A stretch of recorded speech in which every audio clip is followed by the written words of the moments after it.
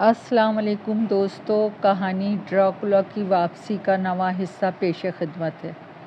Clue کے نزدیک Alan بے وقوف تھا اور بھیڑ چڑھانے کے قابل نہیں تھا، لیکن ساتھ ساتھ ہی وہ زندہ رہنے کے قابل بھی نہ تھا۔ موم بتی کا شعلہ ذرا سا کانپ کے دھواں اگلنے لگا اور پھر بے حرکت اور سیدھا کھڑا ہو گیا اور اس کی روشنی اس کتبے پہ پڑی جو تابوت کے لوح پہ کندہ تھا۔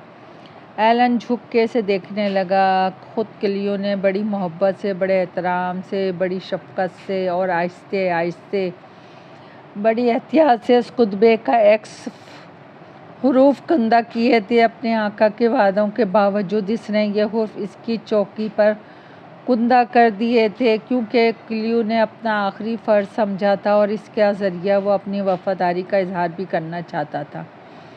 اور اب وہ بڑی شدت سے محسوس کر رہا تھا کہ اسے دوسرے بھی فرائض انجام دینے ہیں، کیونکہ اس کا وقت آ گیا تھا۔ اپنی آنکھیں بند کر کے بھی وہ ان حروف کو صاف طور پہ دیکھ سکتا تھا جو تابوت کے چوکی پہ کندہ تھے اور جنہیں ایلن موم بتی کی روشنی میں پڑھ رہا تھا، اور یہ حروف ایک خطاب اور ایک نام بتاتے تھے: کونٹ ڈراکولا۔ نہ تو مرنے کی کوئی تاریخ لکھی ہوئی تھی، نہ دنیا کی بے ثباتی ظاہر کرنے کے لیے کوئی شعر کندہ کیا گیا تھا، اور نہ ہی اس کے متعلق کوئی فرسودہ عبارت تحریر تھی کہ کونٹ قیامت تک سکون سے سوتا رہے گا، کیونکہ کونٹ ڈراکولا کبھی نہ سویا تھا اور نہ سوئے گا۔ وہ کبھی سکون سے نہ سوئے گا۔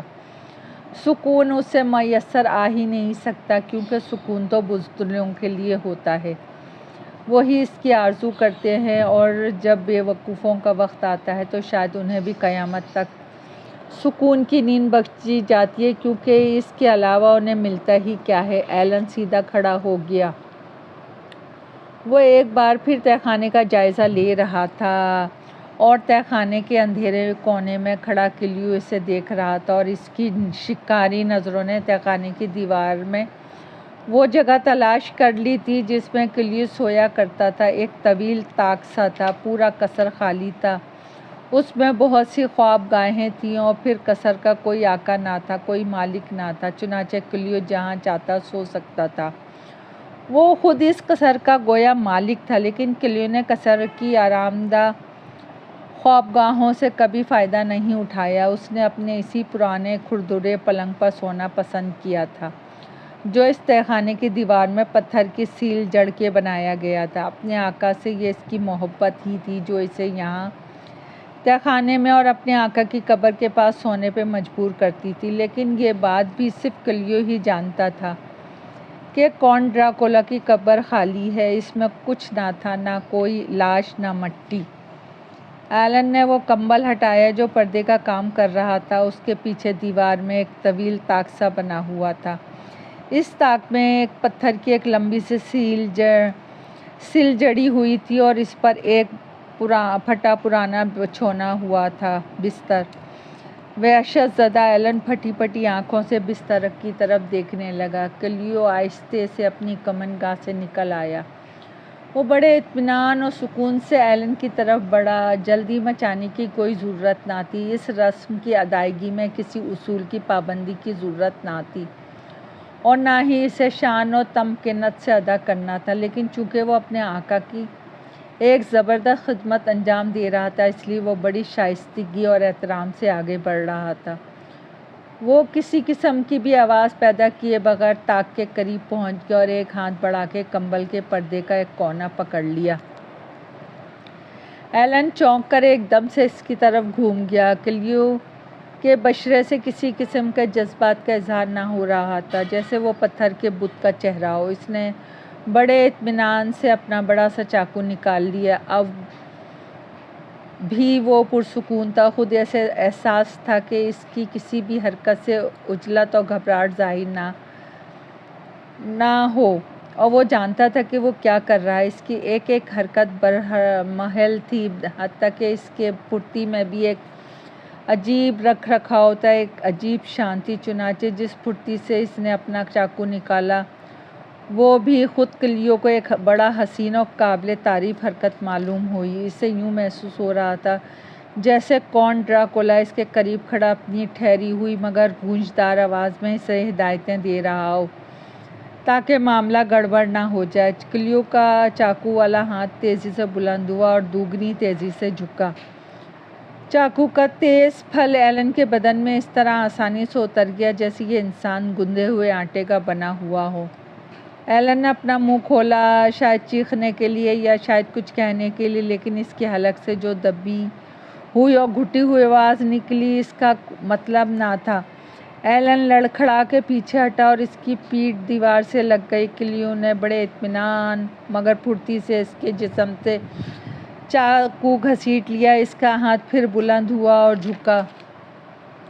چاقو ایک بار پھر ایلن کے جسم میں تیر گیا۔ اب کلیو نے چاقو گھسیٹ کے اپنے ہاتھ میں سیدھا پکڑ لیا، جس طرح قصائی قربانی کے بکرے کو ذبح کرنے کے لیے سیدھا پکڑ لیتا ہے، اور پھر اس نے چاقو کی تیز دھار ایلن کے حلق پہ پھیر دی۔ اس کے حلق پر اس سرے سے اس سرے تک ایک سرخ لکیر سی نمایاں ہو گئی۔ کلیو نے اطمینان کا سانس لے کے دیکھا، ایلن کے حلق پر کی سرخی لکیر آہستہ آہستہ پھیل رہی تھی۔ کلیو مسکرایا۔ یہ انگریز بے وقوف ضرور تھا لیکن خون سے بھرپور تھا۔ کلیو نے چاقو پھینک کر ایلن کے گرتے ہوئے جسم کو دونوں ہاتھوں سے تھام لیا، اور اب اسے بڑی تیزی اور پھرتی سے کام کرنا تھا۔ ایلن کی روح پرواز کر چکی تھی اور اب وہ زندہ انسان نہ تھا، وہ ایک لاش تھا۔ وہ لاش کو تابوت کے قریب گھسیٹ لایا اور اسے تابوت کی چوکی سے ٹکا کے بٹھا دیا تاکہ اس کا خون بہہ نہ جائے۔ اس طرح اطمینان کر کے وہ پھر تہہ خانے کی دیوار کے قریب پہنچا اور رسہ کھول لیا جو ایک ستون کے ساتھ بندھا ہوا تھا۔ کلیو اور اس کالے صندوق کی طرح یہ رسہ بھی جیسے اس وقت اور اس گھڑی کا انتظار کر رہا تھا۔ انتظار، طویل انتظار۔ ہر چیز منتظر تھی۔ 10 برس سے ہر چیز تیار تھی لیکن کوئی اس جال میں نہ پھنسا تھا۔ لیکن اب 4 انجانے شخص اس جال کے کنارے تک آ گئے تھے اور ان میں سے ایک شخص آخری قدم اٹھا کے اپنی منزل تک پہنچ چکا تھا۔ اب باقی 3 رہ گئے تھے۔ کلیو اب بڑی پھرتی کا ثبوت دے رہا تھا کیونکہ اب ایک ایک لمحہ قیمتی تھا۔ اس نے رسے کا ایک سرا ایلن کی لاش کی ٹانگ کی گرد لپیٹ کے مضبوط گرہ لگا دی۔ اس طرح سے فرصت پا کر وہ پھر ستون کے قریب پہنچا، اپنی ٹانگیں پھیلا کے اور نیچے تہہ خانے کے فرش پہ جما کے کھڑا ہو گیا، اور اب اس نے دونوں ہاتھوں سے رسے کا دوسرا سرا پکڑا اور اسے کھینچنے لگا۔ ایلن کی لاش آہستہ آہستہ نیچے سے اٹھنے لگی، اس کی ٹانگیں اوپر تھیں اور سر نیچے۔ کلیو رسے کا سرا کھینچتا ہی رہا اور لاش اوپر اٹھتی رہی یہاں تک کہ وہ فرش سے پوری طرح اٹھ گئی۔ اب کلیو اس کا بوجھ محسوس کر رہا تھا، اس کا سانس پھولنے لگا تھا، لیکن وہ رسہ برابر کھینچے چلا جا رہا تھا۔ لاش اوپر اٹھ گئی تھی، وہ فرش سے کئی فٹ اوپر الٹی لٹک رہی تھی۔ کلیو کوشش کر کے اسے اس کے ٹھیک مقام پہ لے آیا۔ لاش اب ٹھیک تابوت کے عین اوپر لٹک رہی تھی، ٹانگیں اوپر اور سر نیچے۔ کلیو نے رسے کا دوسرا سرا ستون کے گرد لپیٹ کے وہاں بھی مضبوط گرہ لگا دی۔ لاش کے زخموں میں جتنا جتنا خون تابوت کے ڈھکن پہ ٹپک رہا تھا، کلیو تیزی سے آگے بڑھا۔ اس نے اپنے دونوں ہاتھوں کی استخوانی انگلیاں تابوت کی دیوار اور ڈھکن کے درمیان دراڑ میں داخل کر دیں۔ اس نے کمر جھکا کے دانت پیس کر اور ہونٹ بھینچ کر زور لگایا، لیکن ڈھکن کو 1 انچ سے زیادہ اوپر نہ اٹھا سکا۔ اس نے پھر کوشش کی لیکن کامیاب نہ ہو سکا۔ ڈھکن بے حد وزنی تھا اور اسے اٹھانے کے لیے کلیو کو اپنے جسم کی پوری قوت صرف کرنی تھی۔ چنانچہ اب اس نے ڈھکن کے باہر کو نکلنے ہوئے کناروں کو نیچے اپنے ایک کندھا لگایا اور اپنے دونوں ہاتھ گھٹنوں پہ جما کے جو زور لگایا تو تابوت کا ڈھکن اوپر اٹھ گیا۔ کلیو نے اور زور لگایا، ڈھکن اور اوپر اٹھا اور اس تابوت کے کنارے پر سے پھسل کے تابوت کی دوسری طرف بڑی آواز کے ساتھ فرش پہ جا پڑا۔ تابوت میں کچھ نہ تھا اور تابوت خالی تابوت کے عین اوپر رسے سے بندھی ہوئی ایلن کی لاش الٹی لٹک رہی تھی۔ چونکہ وہ ہوا میں بلند تھی اس لیے ہولے ہولے گھوم رہی تھی۔ کلیو دوڑ کے وہ مرتبان اٹھا لایا جو اس نے کالے صندوق میں سے نکالا تھا۔ بڑے احترام کا اظہار کرتے ہوئے اس نے مرتبان کا ڈھکن کھولا۔ ڈھکن کھل چکا تو اس نے مرتبان کا منہ تابوت کی دیوار کے کنارے سے ٹکا دیا اور آہستہ آہستہ اسے جھکانے لگا۔ بھورے رنگ کی مہین راکھ مرتبان میں سے تابوت کے پیندے میں گرنے لگی۔ کلیو نے مرتبان کو درمیان سے دونوں ہاتھوں سے پکڑا اور اسے تابوت کی دیوار کے کنارے پہ آہستہ سے ادھر ادھر گھسیٹنے لگا۔ راکھ تابوت کے پورے پیندے میں پاتانیے سے سرہانے تک بکھر گئی۔ راکھ کی سطح ہموار ہونی چاہیے، کسی جگہ اس کی ڈھیری نہ ہو، کوئی جگہ خالی بھی نہ ہو، ورنہ وہ نہ ہوگا جو ہونا تھا۔ اور کلیو نے دیکھا کہ یہ شرط پوری ہو گئی تھی۔ راکھ کی سطح بالکل ہموار تھی اور وہ تابوت کے پورے پیندے میں بکھری ہوئی تھی۔ مرتبان خالی ہو گیا تو ایک دم پیچھے ہٹ گیا۔ یہ مرتبان اب خالی تھا، چنانچہ اب اس کا احترام بھی لازم نہ تھا۔ یہ ایک حقیر خالی برتن تھا جس کی کوئی اہمیت نہ تھی۔ وہ بیش بہا چیز اس تابوت کے پیندے میں بکھری ہوئی تھی۔ اس نے مرتبان ایک طرف پھینک کر ایک بار پھر اپنا چاقو اٹھا لیا۔ دوسرے ہاتھ سے اس نے ایلن کی لاش کے بال پکڑ لیے کہ وہ جھولنے نہ پائے۔ ایک بار پھر اس نے چاقو کی تیز دھار لاش کے حلق کے شگاف پہ رکھ دی اور تیزی سے چاقو چلانے لگا۔ دوسرے ہاتھ سے وہ لاش کے بال پکڑے ہوئے تھا اور سر کو اپنی پوری قوت سے نیچے کھینچ رہا تھا۔ چاقو اپنا کام بڑی تیزی سے کر رہا تھا، چنانچہ جلد ہی ایلن کا سر تن سے جدا ہو گیا اور اب وہ کلیو کے دوسرے ہاتھ میں لٹک رہا تھا۔ سرخ خون کی دھار تابوت میں گرنے لگی۔ کلیو نے ایلن کا سر ایک طرف پھینک دیا۔ تابوت کے کنارے پہ فوراً ہی بھورے رنگ کی ہلکی سی دھند نمودار ہو گئی۔ اس دھند کو دیکھتے ہی کلیو کے دل میں خوف اتر آیا، لیکن پھر جو کچھ ہونے والا تھا اس کا خیال اس کے خوف پہ غالب آ گیا۔ وہ فرط انتباہات سے کانپ رہا تھا۔ آخر کار اس کی محنت ٹھکانے لگ رہی تھی۔ انتظار کا طویل دور آخر کار ختم ہو رہا تھا۔ اب تک ان کے دل سے شک دور نہ ہوا تھا، حالانکہ اس کے آقا نے کہا تھا کہ اگر ہدایتوں پر عمل کیا گیا تو یہ ہو کے رہے گا۔ تاہم کلیو کو اس طرح پوری طرح یقین نہ تھا، لیکن اب اسے یقین ہو گیا۔ حیات بخش خون تابوت میں ٹپک رہا تھا اور تابوت میں سے بھورے رنگ کی دھند اٹھ رہی تھی، گاڑھی ہو رہی تھی اور پھیل رہی تھی۔ کلیو گھٹنوں کے بل جھک گیا، اس کا آقا نیا جنم لے رہا تھا۔ دھند اور بھی گاڑھی ہو گئی، وہ مختلف مرحلوں میں تقسیم ہو گئی۔ تہہ خانے میں ہوا کے جھونکے ظاہر ہے کہ نہیں آ سکتے تھے، اس کے باوجود دھند کے مرغلے تابوت میں سے نکل کے تہہ خانے میں بکھر گئے جیسے ہوا انہیں گھسیٹ رہی ہو۔ لیکن دھند کا ایک موٹا سا مرغلہ تابوت ہی میں چکر کاٹ رہا تھا اور پھر پھیل کے تابوت کے پیندے میں بکھری ہوئی مٹی پہ پھیل گیا، پاتانے سے سرہانے تک، اور وہ ہونے لگا جس کا وعدہ کونٹ ڈراکولا نے کیا تھا۔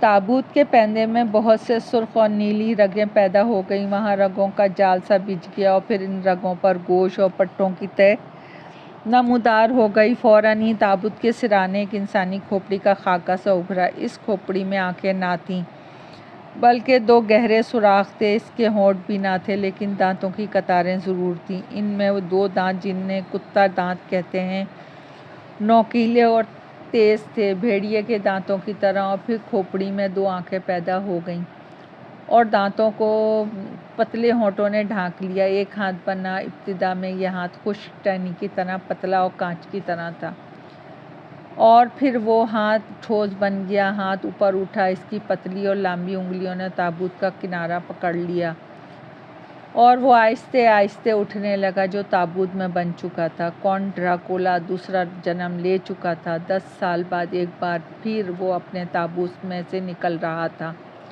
اس کی بے بسی اور بے چارگی کا دور ختم ہو گیا تھا۔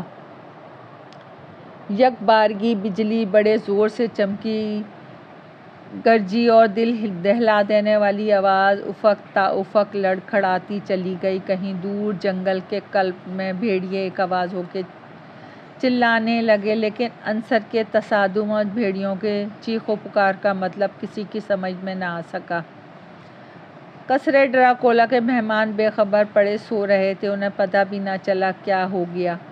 اور دنیا والے بھی اس بات سے بے خبر رہے کہ کون ڈراکولا، وہ عفریت جو راتوں کو اپنی قبر سے نکل کے لڑکیوں کا خون پی لیا کرتا تھا، پھر بیدار ہو چکا ہے، اور وہاں ڈراکولا کے تہہ خانے میں گھٹنوں کے بل جھکا ہوا کلیو خوف و ہیبت کے جذبات سے بے قابو ہو کے ہولے ہولے کر رہا تھا۔ وہ جو تابوت میں بن چکا تھا تابوت میں سے نکل رہا تھا، لیکن کلیو سر اٹھا کے اس کی طرف دیکھنے کی جرات نہیں کر سکتا تھا، اور اب جب اس جانی پہچانی گونجدار آواز نے اسے حکم دیا تو اس وقت بھی کلیو نے سر نہ اٹھایا۔ تاہم اس نے یہ ضرور محسوس کر لیا کہ اس کا آقا اس وقت کمزور ہو رہا ہے، بے حد کمزور۔ یہ کمزوری اس کی آواز سے بھی آتی، اور اس میں تعجب کی کوئی بات ہی نہ تھی، کیونکہ اس کا آقا ایک نہ دو پورے 10 سال سے پیاسا تھا، اور 10 سال بعد وہ پیدا ہو رہا تھا۔ اس گونجدار کمزور آواز نے کلیو کو وہ حکم دیا تو مواخذہ کرنے صرف اسباب میں سر ہلا دیا۔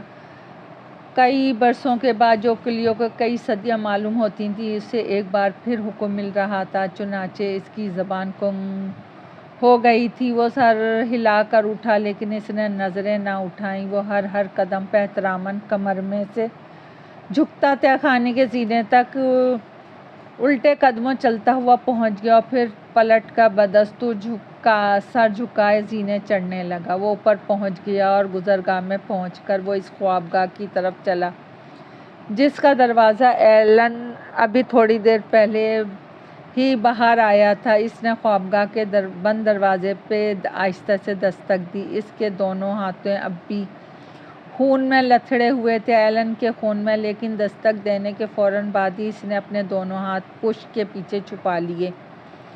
آہستہ سے دروازہ کھلا، اور ایلن اپنے عین سامنے اپنے نئے اتنے قریب کلیو کو کھڑا دیکھ کے کانپ گئی۔ اس کے منہ سے کوئی الفاظ نہ نکلا۔ مادام، کلیو نے کہا، بدقسمتی سے ایک حادثہ ہو گیا ہے۔ ایلن خاموش کھڑی رہی، وہ کچھ بول نہ سکی۔ آپ کے شوہر، کلیو نے پھر کہا، لیکن ایلن پھٹی پھٹی آنکھوں سے اس کی صورت تک رہی تھی۔ آپ کے شوہر کے ساتھ ایک منحوس حادثہ ہو گیا ہے میڈم، آپ فوراً تشریف لے آئیں، کلیو نے کہا، اور وہ پلٹ کر جس طرف سے آیا تھا اسی طرف چل دیا۔ وہ جانتا تھا کہ ایلن اس کے پیچھے پیچھے آ رہی ہے۔ کلیو نے اپنی رفتار کم نہ کی، حالانکہ ایلن اسے پکارتی رہی۔ اس نے ایلن کی التجاؤں کی طرف دھیان نہ دیا، اور گزرگاہ کے انتہائی سرے پہ پہنچ گیا، اور پردہ اٹھا کر دوسری طرف زینے اترنے لگا۔ ایلن اس کے پیچھے ہی زینے اتر رہی تھی۔ وہ دونوں آگے پیچھے زینے اترتے رہے، اور زینے کی قدموں میں پہنچ کر وہ رک گیا اور ایلن کا انتظار کرنے لگا۔ دوستو، کہانی ابھی جاری ہے۔ پسند آئے تو لائک اور سبسکرائب کیجیے گا۔ آپ کی دعاؤں کی طلبگار۔